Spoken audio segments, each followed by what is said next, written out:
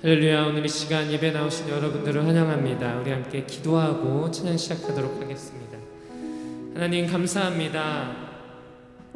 참 부족하고 연약한 우리를 위하여 죽으시고 부활하셔서 우리를 예배의 전으로 초대하여 주심을 감사드립니다. 주님, 그 주님의 은혜 안에 우리가 서 있게 하여 주시고 우리 마음 가운데 어떤 풍랑이 불어올지라도 우리가 주 예수 그리스도를 믿는 믿음 안에서 흔들리지 않는 주님의 자녀 되게 하여 주시옵소서. 주님의 그 흔들리지 않는 사랑의 반석 위에 올라서는 시간 되게 하여 주시옵소서.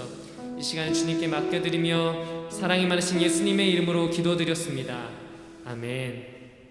우리 함께 찬양하겠습니다.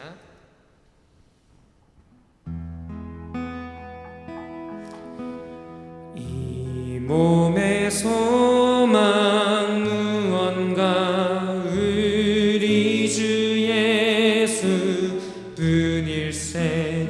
우리 주 예수 밖에는 믿으리야 주 없도다. 주 나의 반석이시니 그 위에 내가 서리라. 그 위에 내가 서리라.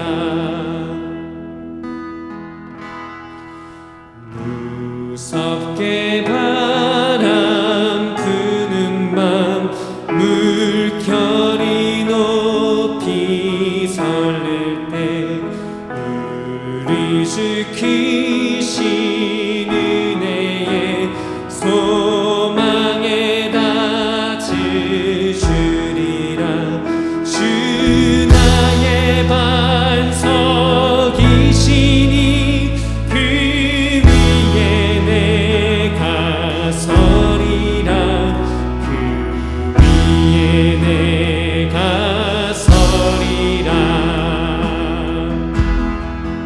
바라던 세상에 맞던 모든 것 끊어질 그날 되어도 그 주의 언약 믿사와 내 소망 더욱 아멘. 주 나의 반석이시니 그 위에 내가 서리라. 그 위에 내가 서리. 바라던 천국 바라던 천국 올라가 하나님 앞에 배울 때 구주의 의를 힘입어 어여치 바로 서리라. 주 나의 반석이시니 그 위에 내가 서리라. 그 위에 내가 서. 주 나의 반석이시니 주 나의 반석이시니 그 위에 내가 서리라. 그 위에 내가 서리라. 주 나의 반석이시니 그 위에 내가 서리라.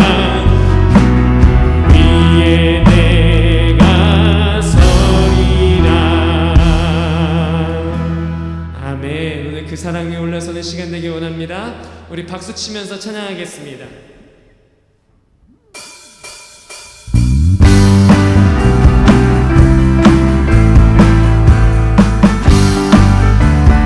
주의 약속, 주님 약속하신 약속 위에서 영원토록 주를 찬송하리라.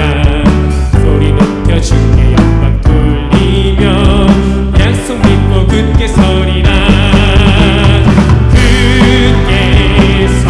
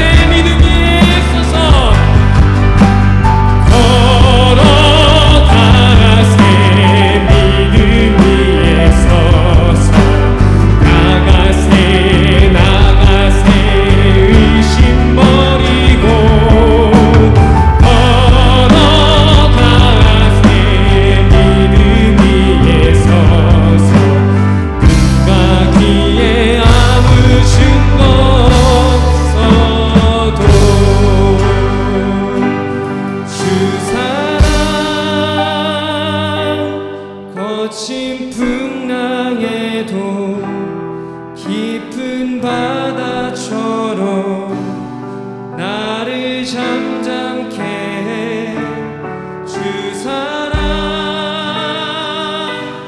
내 영혼의 반석 그 사랑 위에 서리 주 사랑 거친 풍랑에도 주 사랑 거친 풍랑에도 깊은 바다처럼 나를 잠잠케 해 주 사랑 내 영혼의 반석 그 사랑 위에 우리 한 번 더 찬양합니다. 주 사랑 거친 풍랑에도 주 사랑 거친 풍랑에도 깊은 바다처럼 나를 잠잠케 해 주 사랑 내 영혼의 반석 그 사랑 위에 서리 내가 주인 삼은 모든 것 내려 내가 주인 삼은 모든 것 내려놓고 내 주 되신 주 앞에 나가 내가 사랑했던 모든 것 내려놓고 주님만 사랑해 내가 주인 삼은 모든 것 내려놓고 내 주 되신 주 앞에 나가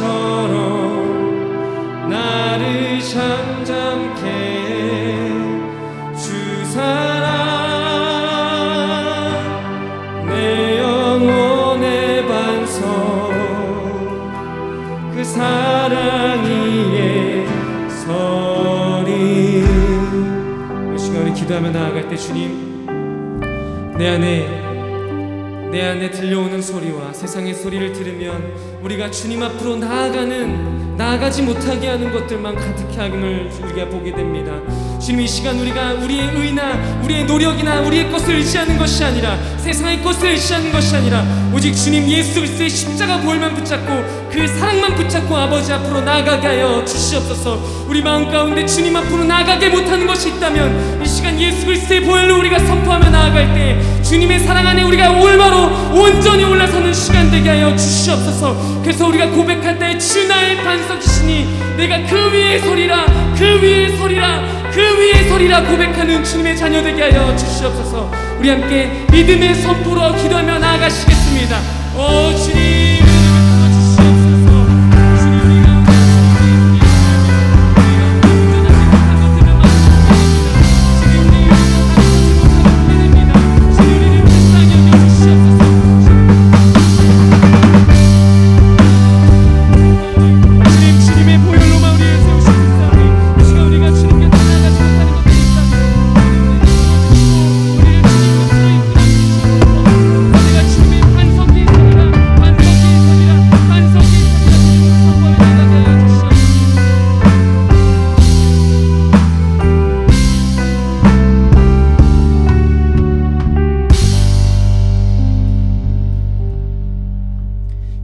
조규영 권사님 나오셔서 우리를 위하여 기도해 주시겠습니다.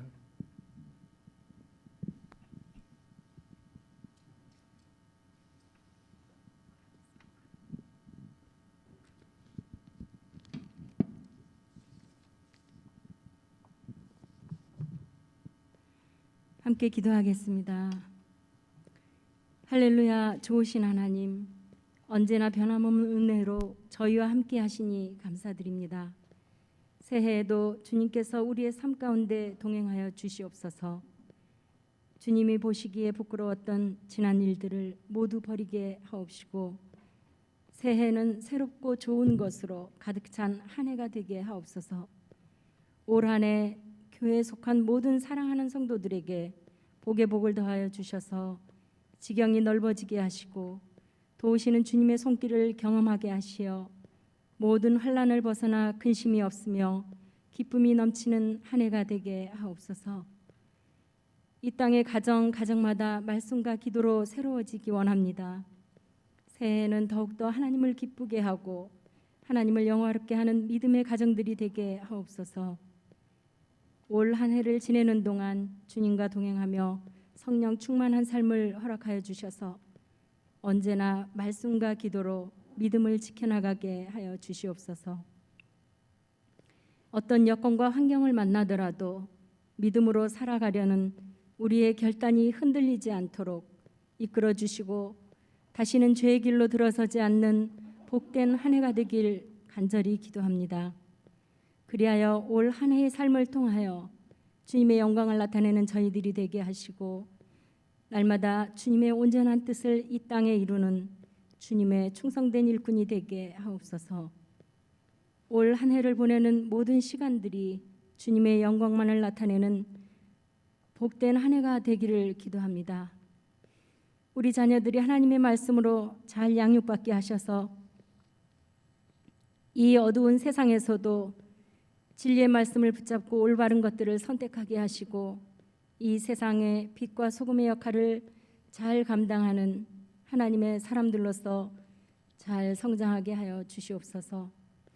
우리 교회를 사랑하시는 주님, 주님의 몸된 교회로 세우신 우리 교회가 빛과 소금의 역할을 온전히 다하게 하시며 목사님과 모든 성도들이 하나가 되어 주님의 일을 아름답게 감당할 수 있도록 인도하여 주옵소서. 서로가 섬기며 사랑하게 하시어 나눔과 섬김의 기쁨을 누리는 복된 교회가 되게 하시고 이웃들에게 주님의 사랑을 전하고 나누는 일에 헌신하게 하시어 살아계신 주님을 증거하는 역사가 넘치게 하옵소서. 새롭게 세우신 기관장들과 교사들에게 직분을 감당할 수 있는 능력을 허락하여 주셔서 날마다 주님의 온전하신 뜻을 이루며 축복의 통로가 되는 복된 삶이 되게 하옵소서. 기관들마다 부흥되어 하나님 나라가 성장되어지는 기쁨을 경험하길 기도합니다. 오늘 말씀을 전하실 남성현 목사님을 성령 충만으로 채워주셔서 우리의 삶을 변화시키는 복된 말씀이 선포되도록 인도하여 주옵소서. 2022년 새해에도 성령의 권능으로 붙잡아 주셔서 주님의 역사가 일어나게 하시고 담대한 믿음을 품고 하나님의 백성으로 사는 성도로 넘쳐나게 하옵소서. 새로운 한 해를 맞이하여 교회를 위해 헌신을 결단하는 심령들마다 그 중심을 붙잡아 주시어 그 손길이 닿는 곳마다 채워짐의 역사가 일어나게 하시고 교회가 부흥되어지는 은혜가 넘치게 하옵소서. 예수님 이름으로 기도합니다. 아멘.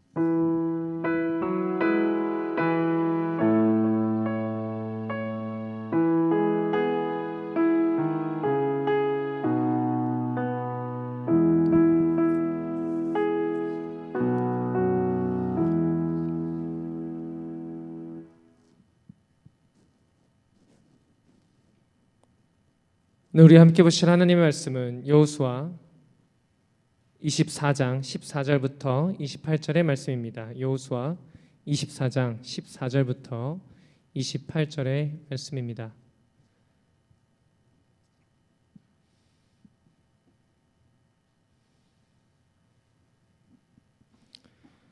함께 봉독하도록 하겠습니다. 그러므로 이제는 여호와를 경외하며 온전함과 진실함으로 그를 섬기라. 너희의 조상들이 강 저쪽과 애굽에서 섬기던 신들을 치워버리고 여호와만 섬기라.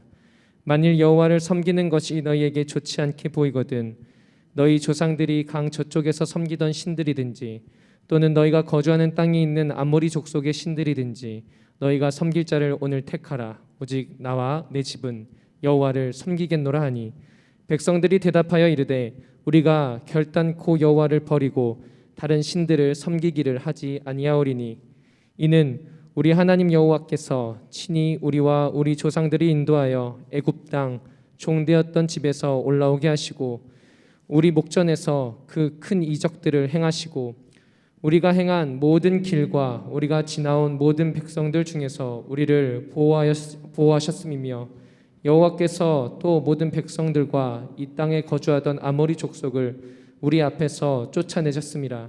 그러므로 우리도 여호와를 섬기리니 그는 우리 하나님이심이니이다 하니라. 여호수아가 백성에게 이르되 너희가 여호와를 능히 섬기지 못할 것은 그는 거룩하신 하나님이시요 질투하시는 하나님이시니 너희의 잘못과 죄들을 사하지 아니하실 것임이니라. 만일 너희가 여호와를 버리고 이방 신들을 섬기면 너희에게 복을 내신 후에라도 돌이켜 너희에게 재앙을 내리시고 너희를 멸하시리라 하니 백성이 여호수아에게 말하되 아니니이다 우리가 여호와를 섬기겠나이다 하는지라.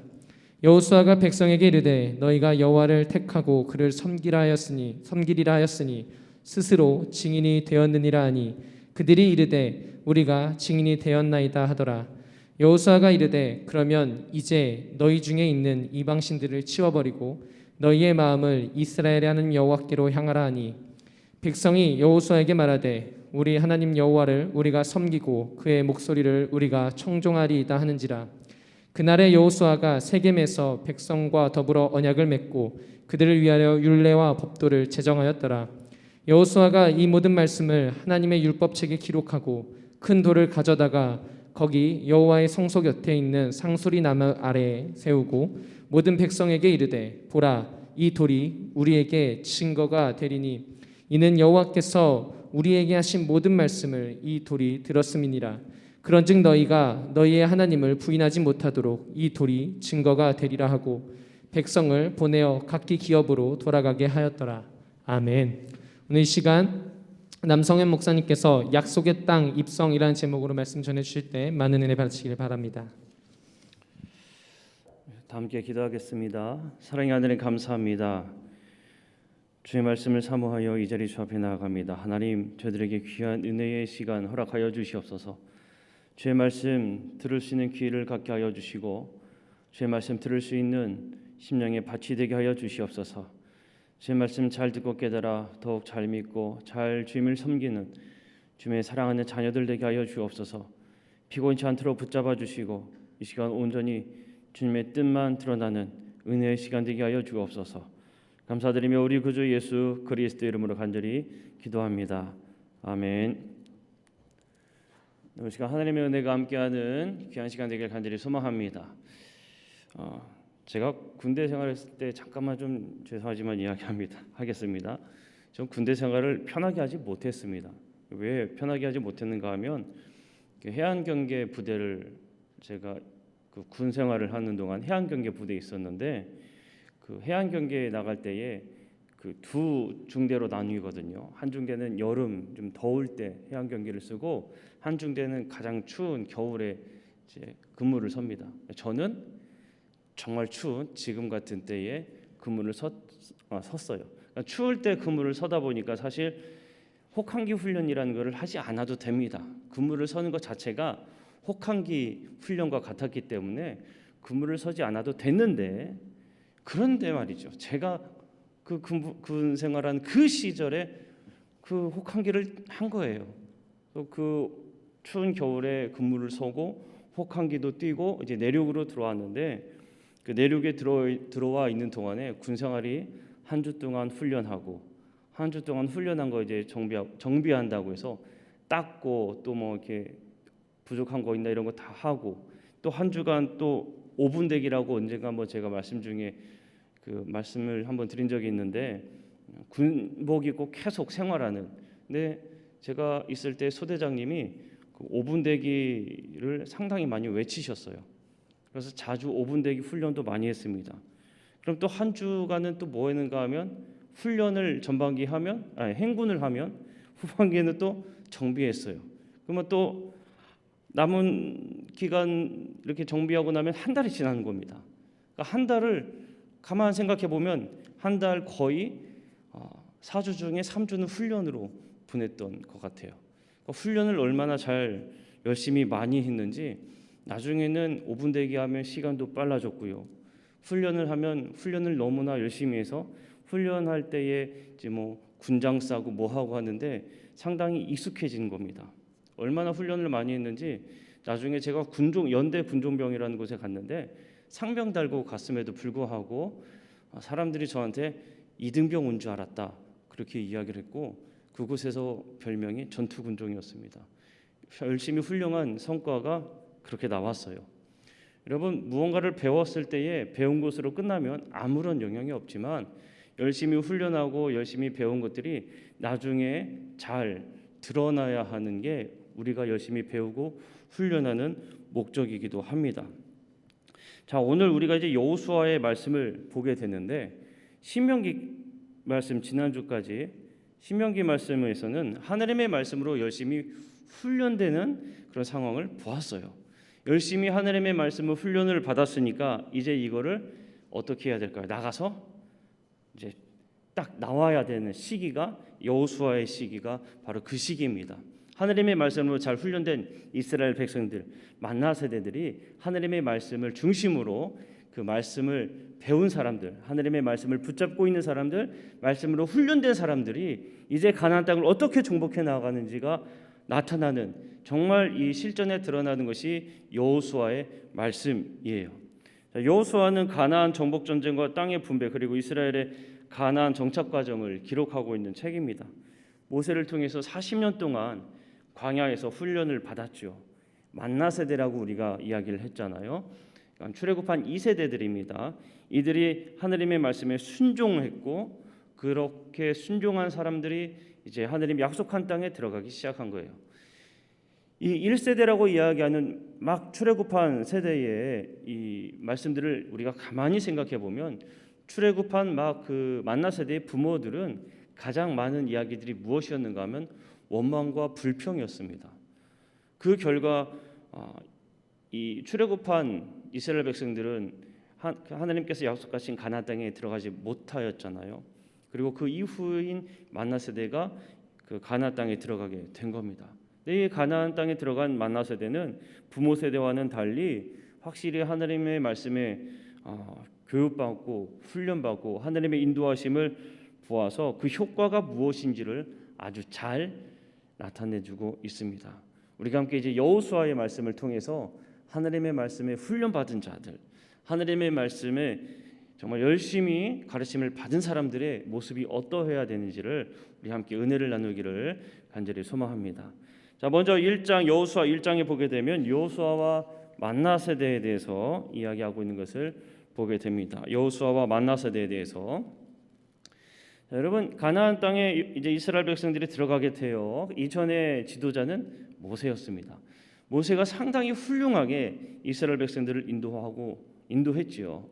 자, 이제 이어서 누가 이 사명을 감당해야 되는가 하면 여호수아가 감당해야 됩니다. 여호수아 입장에서 생각할 때 이 마음이 어떠했을까요? 상당히 두려웠겠죠. 상당히 불안했을 겁니다. 자기가 섬겼던 이 모세가 잘 이끌고 왔는데 이제 모세는 함께하지 않아요. 이 여호수아가 이제 이스라엘 백성들을 이끌고 그 가나안 땅을 정복해 나가야 합니다. 얼마나 두렵겠습니까? 그때의 하나님께서 이 여호수아에게 가장 먼저 하신 말씀이 무엇이었는가 하면 강하고 담대하라, 두려워하지 말라, 놀라지 말라, 내가 너와 함께하겠노라. 하나님께서 이 두려워하는 여호수아에게 가장 먼저 하신 말씀입니다. 두려워하지 않아도 된다. 강하고 담대하게 나아가라. 내가 너와 함께하겠노라. 자, 여호수아가 하나님의 말씀을 듣고 이제는 용기를 내서 나아가야 되는데 전쟁을 하게 되면 이제 선발대를 구성해야 되는데 선발대를 누구를 세우는가 하면 바로 루벤, 갓, 므낫세 반지파입니다. 네, 루벤, 갓, 므낫세 반지파는 어떤 지파인가 하면 이 세 지파는 모세가 인도하였을 때에 요단강 동편을 먼저 차지한 지파예요. 이 세 지파는. 그런데 이 세 지파가 우리가 여기가 좋으니까 이 땅을 우리에게 주시옵소서라고 얘기했을 때에 야, 나 아직 가야 할 길이 많은데 너희들이 여기 달라고 하면은 나머지는 어떻게 하냐? 나머지 어떻게 하느냐? 그렇게 이야기했을 때 이 세 지파가 우리가 가나안 땅에 들어가서 전쟁할 때 대신 우리가 앞장서겠습니다. 선봉대로 서겠습니다라고 약속했습니다. 근데 여호수아가 그 약속을 이야기를 해요. 당신네들이 그때 이야기했던 그 말들을 기억하십시오라고 했을 때 이 세 지파가 뭐라고 이야기했는가 하면 당신이 우리에게 명령하신 것은 우리가 다 행할 것입니다. 당신이 우리를 보내신 곳에는 우리가 가겠습니다. 우리는 범사의 모세에게 순종한 것 같이 당신에게도 순종하겠습니다. 그렇게 약속을 합니다. 상당히 멋있는 장면이에요. 여러분, 왜 멋있는 장면인 것 같아요? 사실 이 세 지파는 모세도 없어요. 약속했던 모세도 없습니다. 그리고 그들이 지낼 땅이 있어요, 이미. 하지만 이 세 지파는 그때 약속했던 것처럼 지금 그 약속을 이행하는 겁니다. 자기들만의 이익을 생각하는 게 아니라 바로 그 공동체를 생각해서 우리가 먼저 나가겠다고 약속했으니 그 말씀 당신의 이 말에도 순종하며 따르겠습니다라고 이야기하는 거예요. 여러분, 이 모습은 어떤 모습인가 하면 말씀으로 훈련된 자들은 자신들의 이익을 두고 움직이는 사람들이 아니라는 겁니다. 말씀으로 훈련된 사람들은 공동체를 위해서 움직이는 사람들이에요. 말씀에 훈련된 사람들, 루벤, 갓, 므낫세 반지파, 이들은 자신들의 이익만 놓고 움직이지 않고 이스라엘 공동체를 위해서 그 약속을 따른 지금 그 고백을 하고 있는 겁니다. 말씀에 잘 훈련받고 말씀에 따라 살았던 이 지파의 모습이 바로 나만의 이익을 위한 게 아니라 공동체를 위한 그 약속을 따라 이행하는 사람들이라는 것을 우리에게 보여주고 있어요. 우리는 이 모습 속에서 말씀의 인도하심에 훈련된 자들의 모습이 어떠한가를 이 모습 속에서 우리는 배울 수가 있습니다. 우리는 이 모습을 기억해야 될 줄로 믿습니다. 두 번째로, 자, 이제 여호수아와 만나 세대가 이제 준비를 했어요. 준비하고 나서 가나안 땅에 들어가야 되잖아요. 마찬가지로 그냥 들어갈 수는 없으니까 누구를 보냈을까요? 정탐꾼을 보내야죠. 2명의 정탐꾼을 보냅니다. 이 여호수아 2장에 나오는 말씀이에요. 정탐꾼 2명을 보내요. 여호수아는 여리고 성 정복에 앞서서 이제 2명의 정탐꾼을 보냅니다. 자, 정탐꾼은 2명이면 충분했기 때문에 보냈죠. 그런데 얼마 되지 않아서 이 2명이 되게 됩니다. 그럼 어느 집에 숨게 되는가 하면 이 라합이라는 여인의 집에 숨게 돼요. 라합이라는 여인으로 인해서 이 위기를 무사히 넘기게 됩니다. 그런데 라합의 고백이 사실 대단한 고백입니다. 왜냐하면 라합이 어떤 고백을 하든가 하면 이스라엘 백성을 하나님께서 홍해를 마르게 하신 사건, 그리고 요단 동편의 두 왕 시온과 그 옥을 전멸시켰던 그 이야기를 꺼냅니다. 이 이야기가 언제 이야기인가 하면 지금 가는 세대는 홍해를 건넌 세대가 아닌 그의 자손들이죠. 그러니까 40년이라는 시간이 흐른 거예요. 40년이 흐른 시간이 지났음에도 불구하고 라합은 고백하기를 당신네들을 인도한 그 하나님은 하늘 위에서도 하나님이고 땅 위에서도 하나님이시더라. 너희들이 인도하는 분은 정말 참 하나님이시더라 라는 고백을 하고 있는 겁니다. 라합의 고백이 바로 그런 고백이에요. 40년이면 참 오랜 시간이지 않습니까? 그럼에도 불구하고 그는 라합은 믿음으로 그렇게 고백을 한 겁니다.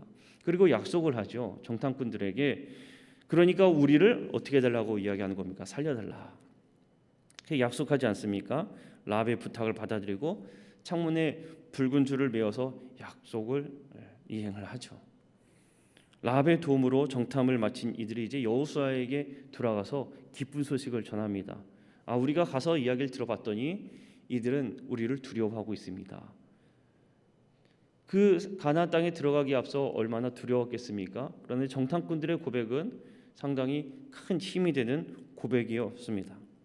이제 그 이야기를 들었으니 가나안 땅으로 들어가야 되겠죠. 여호수아 3장에서 5장의 말씀입니다. 이제 이들이 가나안 땅으로 들어갈 때에 어디를 건너는가 하면 요단강을 건넙니다. 그래서 세 번째 요단강을 마른 땅으로 밟고 건너는 이야기가 여호수아 3장에서 5장까지 등장하는 말씀입니다. 여러분 40년 전에는 출애굽한 이스라엘 백성들이 어디를 건넜어요? 홍해를 건넜죠. 40년 후에는 지금 어디를 건넙니까? 요단강을 건너고 있어요. 그런데 이 요단강을 건널 때에는 어떻게 건너는가 하면 이제 제사장들이 언약궤를 메고 제사장들이 먼저 앞서갑니다. 그때 요단강은 상당히 불어서 농번기 때 우기 때였기 때문에 상당히 높았어요. 그런데 여기를 제사장들이 언약궤를 메고 가는 거예요. 누구의 말씀을 따라가는 겁니까? 하나님이 말씀하신 대로 믿음으로 움직이기 시작한 겁니다. 이 모습은 무엇이냐면 하나님이 앞서가시는 모습이에요. 이스라엘 백성들이 출애굽해서 홍해를 건너는 그 순간에 그 광야를 인도하실 때 그 이스라엘 백성들을 하나님이 어떻게 인도하셨습니까? 불기둥과 구름 기둥으로 인도하셨잖아요. 가나안 땅으로 들어가는데 하나님께서 마찬가지로 먼저 앞서 인도하시는 모습을 우리에게 보여주고 있습니다. 또한 여기서 중요한 건 무엇이냐면 하나님의 말씀에 순종해서 믿음으로 발을 내디뎠을 때에 그들은 40년 전에 놀라운 경험을 했던 홍해를 건넜던 그 놀라운 이적을 지금 한 번 더 경험하게 되는 겁니다. 하나님의 말씀을 따라 움직였을 때에 그들은 드디어 움직이게 되는 거예요. 바로 이때 이스라엘 백성은 광야에서 40년간 행하지 못했던 할례도 다시 행하고 약속의 땅에서의 유월절도 지키게 됩니다. 이렇게 만나 세대가 하나님의 말씀으로 하나님을 따라서 그렇게 가나안 땅에 들어가기 시작하는 겁니다. 말씀으로 훈련된 이 세대가 바로 하나님의 말씀만 의지해서 움직이는 것을 우리가 보고 있는 겁니다. 하나님의 말씀에 의지해서 그렇게 움직이는 거예요. 이렇게 들어가고 난 다음에 이제 가나안을 점령하기 시작해야죠. 여호수아 6장부터 이제 12장까지 가나안을 점령하는 이야기가 나옵니다. 이 가나안을 점령하는 전쟁이 이제 5년 동안 정복하는 전쟁이 시작되거든요. 성경에 사사 시대도 그렇고 다윗 시대도 그렇고 그 이후에 열왕기 시대도 그렇지만 이 가나안 땅에 정복하는 이 전쟁만큼 참 많이 전쟁을 치른 일은 없습니다. 이만큼 전쟁을 치른 때가 없어요. 처음 전쟁이 어디서부터 시작하는가 하면 여리고성을 치는 데부터 시작을 하고 있거든요. 이스라엘이 가나안 정복 전쟁의 첫 번째인 여리고성을 칠 때에 칼과 창으로 사용하지 않고 하나님께서 말씀하신, 하나님께서 지시하신 방법으로 이 여리고성을 함락시킵니다. 이 전쟁은 이스라엘 백성들에게, 만나 세대에게 큰 가르침을 주는 전쟁이에요. 왜냐하면 그 이유가 싸움의, 전쟁의 방식을 보면 우리가 알 수가 있어요. 왜 이 전쟁이 매우 중요한지를. 처음 전쟁인데 이 처음 전쟁이 왜 중요한지를 그 이유에서 나옵니다. 그 이유는 여러분, 전쟁할 때 보면 이 여리고성 전투는 어떻게 이루어졌는가 하면, 제사장 7명이 7개의 나팔을 들고 7일 동안 앞장서서 이렇게 돌게 됩니다. 칼이나 창이 등장하지 않아요.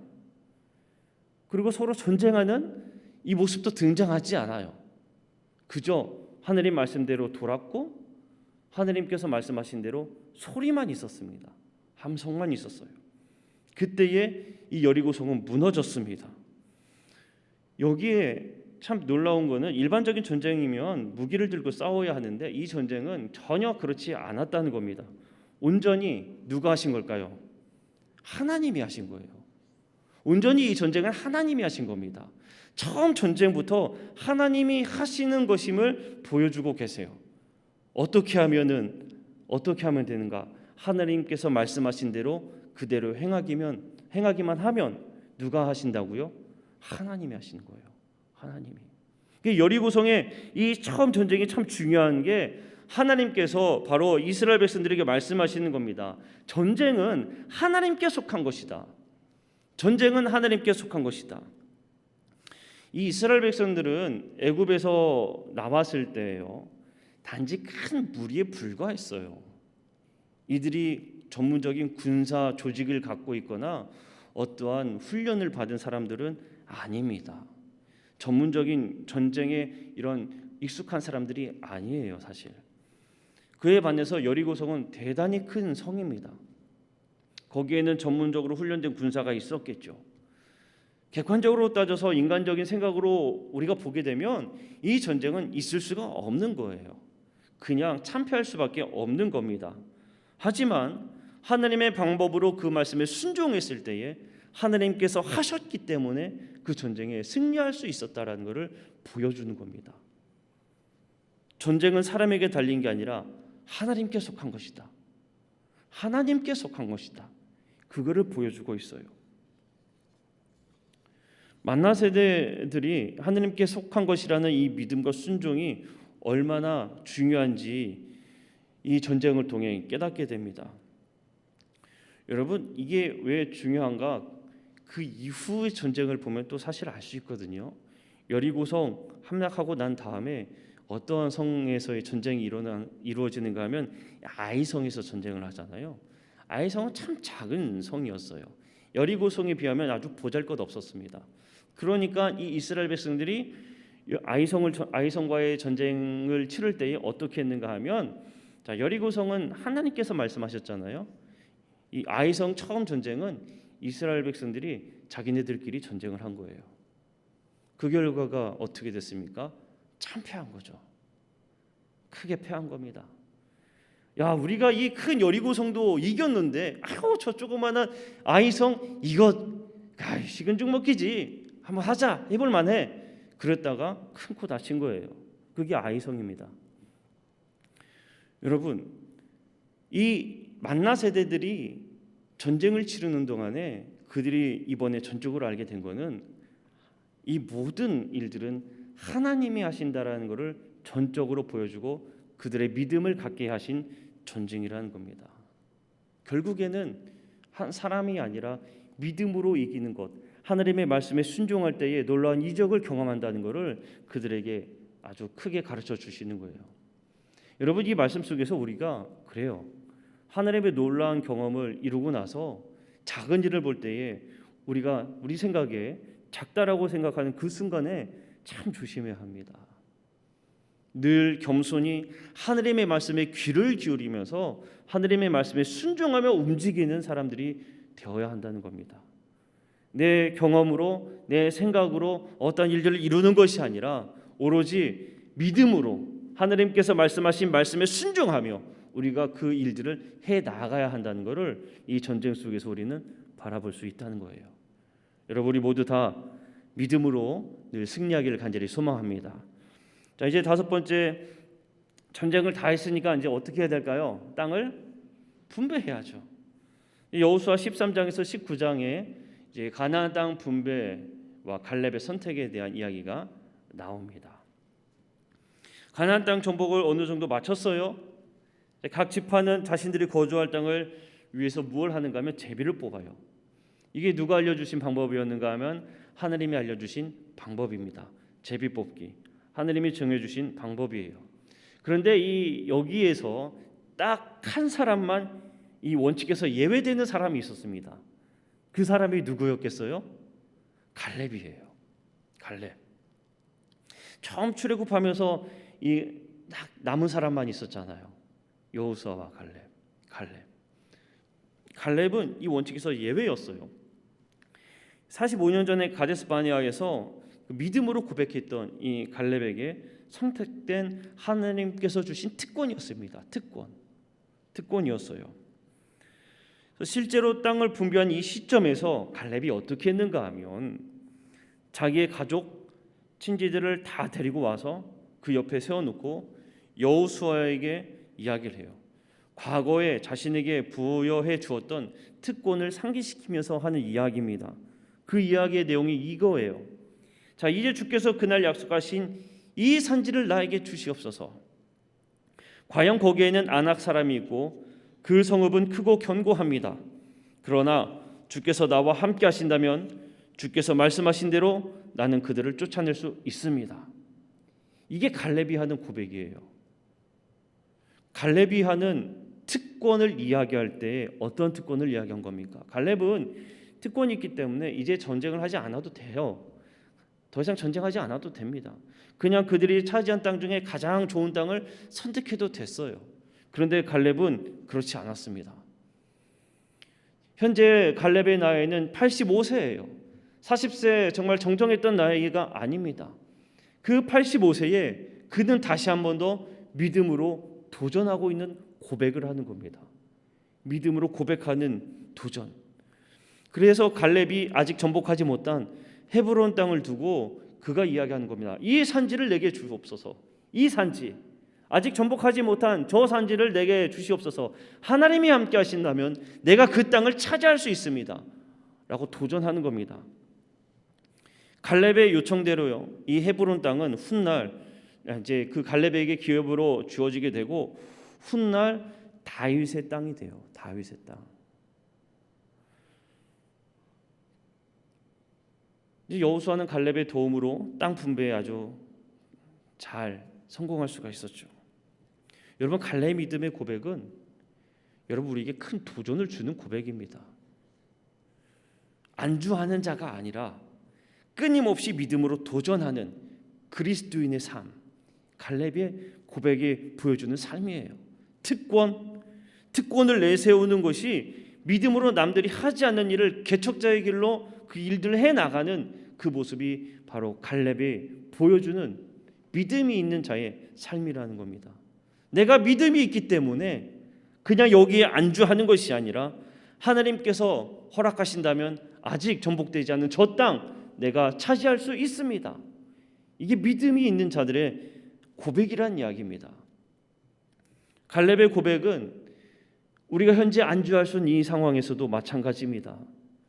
우리가 믿음으로 살아가는 우리라면, 말씀으로 훈련된 우리라면 그냥 현재 이 상황에서 안주하는 게 아니라 주님께서 하신다면 저는 갈 수 있습니다라고 고백할 수 있어야 된다는 겁니다. 우리 모두가 다 갈렙과 같은 믿음으로 전진해 나아가는 그런 삶을 살기를 간절히 소망합니다. 자, 이제 다 땅까지 분배를 마쳤어요. 그런데 단 한 지파만이 남았습니다. 그 지파가 어딘가 하면 레위 지파예요. 자, 여호수아 20장에서 22장까지의 말씀인데 사명으로 터진 레위 지파, 제사장 나라의 48개의 관공서라는 주제입니다. 이스라엘 12지파에게 모두 땅을 분배했지만 레위 지파가 거주할 곳은 어디였는가 하면 어떠한 특정한 땅이 아니라 48개의 성읍이었어요. 성읍. 이게 어디에 있었는가 하면 각 지에 분포되어 있었던 곳입니다. 48개 각 지역에 48개 성읍과 목초지, 여기를 레위 지파가 분배를 받게 됩니다. 어떠한 땅을 분배받지 않았어요. 그러니까 성읍을 레위 지파가 받았으니까 이 성읍에서 살아야 되잖아요. 레위 지파는 지금 어떻게 되는 거겠어요?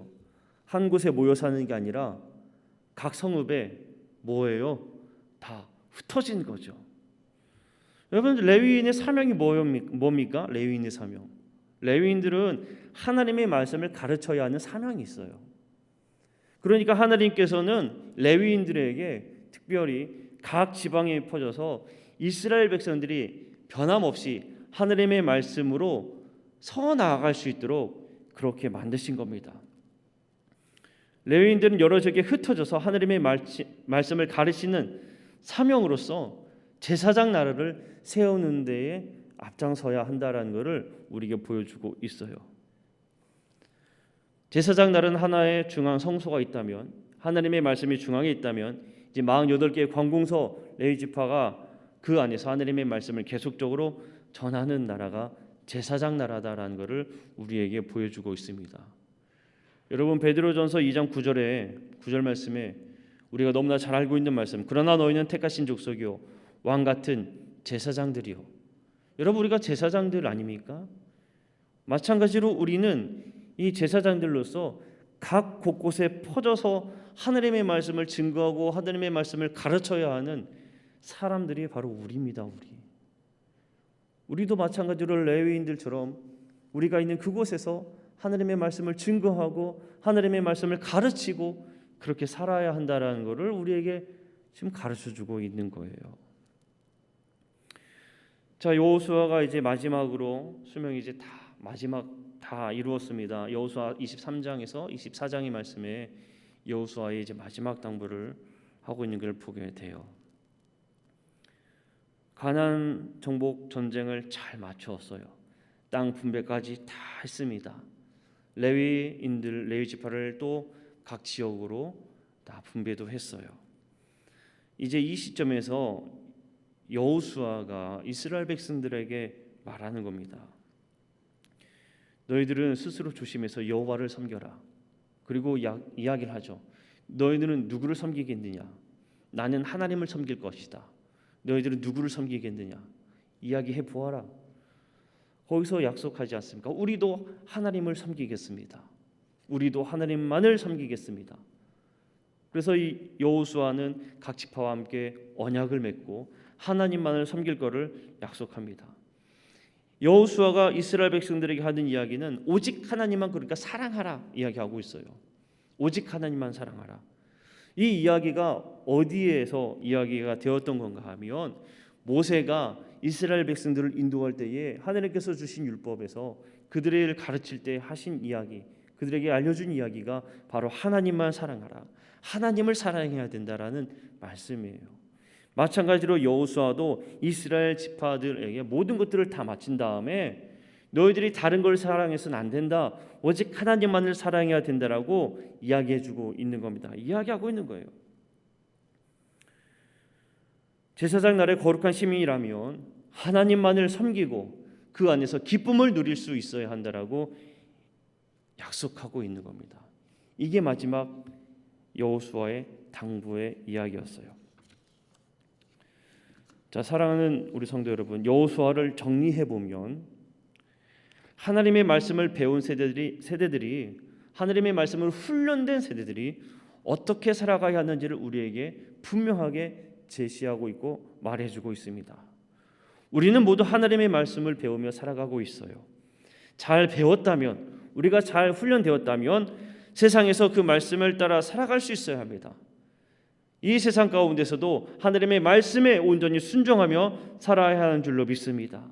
세상의 중심은 하나님을 중심으로 움직인다라는 믿음을 가지고 있어야 합니다. 이 세상의 중심은 오직 주님이시다라는 믿음을 가지고 우리는 살아야 합니다.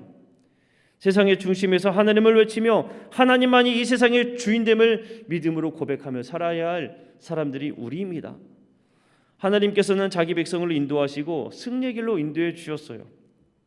믿음으로 움직일 때, 하나님께서는 믿음으로 움직일 때 함께 하셨고, 하나님께서는 믿음으로 움직일 때 그 안에 역사하셨습니다. 또한 믿음이 있는 사람들은 안주하는 삶이 아니라 믿음으로서 개척하는 삶을 보여주었습니다. 우리의 삶에서 여전히 주의 말씀이 이루어지지 않은 곳이 있다면 그곳을 향해서 여러분 우리는 담대히 나아가는 삶을 살아야 될 줄로 믿습니다. 지금 코로나 시기에 전도하기 참 어려워요. 접촉하는 것도 어렵고 만나는 것도 어렵습니다. 때로는 이 미디어 매체들을 통해서 좋지 않은 소식들도 듣게 돼요. 여러분, 그렇다고 우리가 안주해야 될까요? 그렇다고 우리가 그냥 이대로 있어야 할까요? 아닙니다. 만나 세대가 하나님의 말씀으로 잘 훈련되어서 새로운 1세대가 아니라 새로운 훈련된 이 만나 세대가 가나안 땅에 들어가 하나님의 말씀대로 그들이 여러 가지 일들을 이루고 하나님의 놀라운 역사를 이룬 것처럼 우리도 말씀으로 새롭게 되어서 아직 복음을 알지 못하는 이들에게 복음을 증거하는 삶을 살아야 합니다.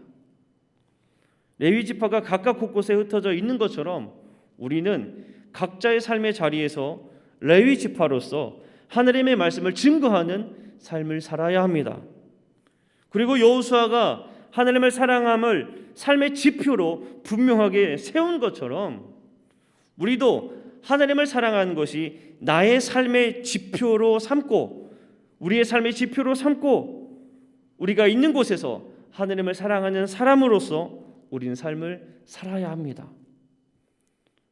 여러분, 우리가 지금 성경 통독 수련회를 하고 있어요. 여러분들 열심히 말씀을 읽고 있을 텐데 말씀을 읽고 말씀을 선포하고 있습니다. 그렇다면 이제 이 말씀을 따라 우리는 살아가야 돼요. 말씀을 읽고 선포하고 있으면 이 말씀대로 살아가야 돼요. 만나 세대처럼 우리도 그렇게 살아야 합니다. 선포하는 말씀처럼 하나님께서 우리의 삶 속에서 운행하십니다. 삶의 주인이 되어 주십니다. 우리가 있는 곳에서 하나님께서 역사하십니다. 우리 각자의 삶 속에서 우리가 하나님의 운행을 보고 복음을 증거하는 증거를 하는 삶을 살아간다면 이 여호수아에 기록된 것처럼 우리의 인생에서도 하나님의 놀라운 일들이 이루어졌었음을 늘 기록하며 또 그에 기뻐하며 또 그에 감사하며 살아가는 삶이 될 줄로 믿습니다. 우리 모두 이 만나 세대와 같이 하나님께서 약속하신 그 은혜를 누리는 복된 삶을 사시기를 주님의 이름으로 간절히 소망합니다. 기도하겠습니다. 사랑의 하나님, 이 만나 세대 하나님의 말씀으로 훈련된 자들이 그 말씀에 온전히 순종하고 그 말씀을 따라 살아갈 때에 놀라운 역사들이 이루어 나갔음을 저희들이 보고 깨닫습니다. 하나님, 그렇습니다. 저희들도 하나님의 말씀을 잘 배우고 또 하나님의 말씀을 선포하면서 그 말씀에 순종하는 삶을 살게 하여 주시옵소서. 우리가 있는 그 자리에서 우리가 있는 그 삶의 자리에서 오직 하나님만을 사랑하겠노라는 지표를 삼고 말씀으로 새롭게 되어 하나님의 말씀의 역사가 이루어지는 인생들이 되게 하여 주시고 주께서 예비하신 놀라운 은혜와 복을 누리며 살게 하여 주옵소서. 감사드리며 우리 구주 예수 그리스도 이름으로 간절히 기도하옵나이다. 아멘. 할렐루야. 약속의 땅에 입성하는 만나 세대처럼 만나를 먹으면서 자라고 살고 그리고 그 만나에 담겨진 영적인 의미는 우리에게 생명 주시고 우리를 인도하신 하나님의 말씀, 그 하나님의 말씀으로 훈련되어서 그 하나님의 약속을 성취받고 가나안에 들어갈 수 있는 그러한 삶이 우리 성도들에게 이루어지기를 바랍니다. 우리 성경 통독 수련회 제가 요즘에는 까똑이 자꾸 울려요. 까똑. 예, 낮에도 계속 카톡이 울리고 밤 10시, 2시에도 카톡, 새벽 2시에도 카톡, 새벽 4시에도 카톡. 좋아요. 예, 저는 좋은데 우리 성도들 단톡방에는 밤 11시 이후에는 가급적 울리지 마시고 녹음했다가 보내시면 좋을 것 같아요. 늦은 시간에 단톡방이 이제 울리면 뭐 저는 괜찮아요. 1시, 2시에 울려도 좋더라고요. 우리 교우들이, 우리 성도들이 말씀을 읽고 계시는 이 밤 깊이도 2시, 3시에도 읽고 계시구나. 그러니까 좋아요. 이렇게 성경을 우리가 성경 통독 수련회 함께 하면서 우리 성도들이 함께 은혜 받고 있는데 우리 장로님들이 모범적으로 아주 열심히 하시고 또 우리 권사님들, 성도님들이 얼마나 열심히 하시는지 감사하고요. 그리고 아주 우리 노년의 원로 장로님들도 원로 권사님들도 이거 배우기 참 어려우신 것 같아요. 막 그래도 배우셔서 이렇게 올리시고 해요. 그런데 매일 5분씩 10개를 올려서 14일 동안 하면서 우리 수료를 도전하면서 하시는데 그런데 상황이 다 다르잖아요.